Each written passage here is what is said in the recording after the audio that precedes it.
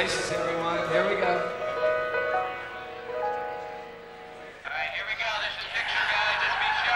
You know what? They did something that was really interesting I never thought about was playing live. We actually played live while we were doing the video. That was very cool because you get into it a little bit more. Because I've done lots of videos and I always just, you know, pretended and posed. and that was cool. That gave you a little extra energy every time, you know. Like I said, we never approached it really until we were done touring with Appetite. Then it was time to approach all these new songs and all the old songs that we had not completed, one of which was November Rain.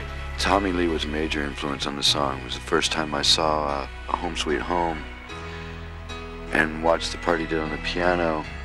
It made me realize that I could take what I did know about piano and focus it into something simple but very serious.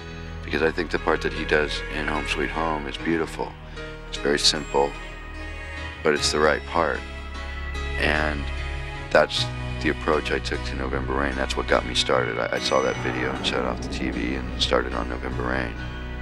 What was really wild about it was being just overwhelmed by the sounds and working with all these new sounds. I mean, I'm in a rock band where you just work with, for the most part, most of the time, Guns N' Roses just works with guitars, drums, vocals, bass.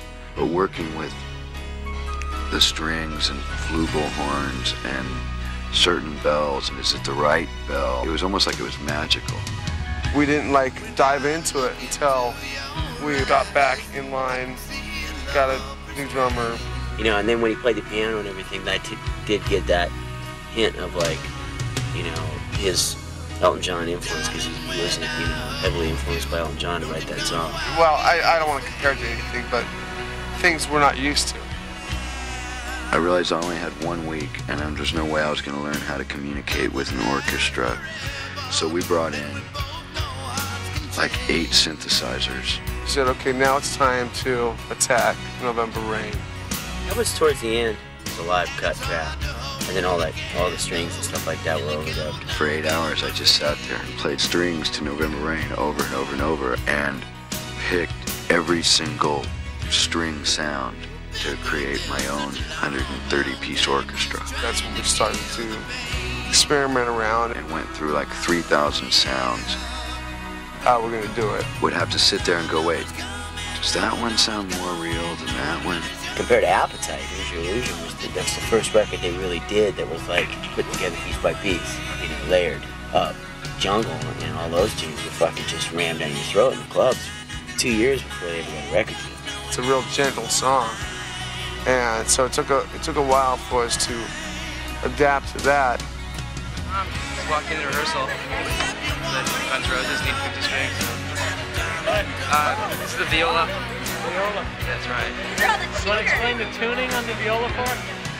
Okay, 4 strings, highest A, second D, G, C.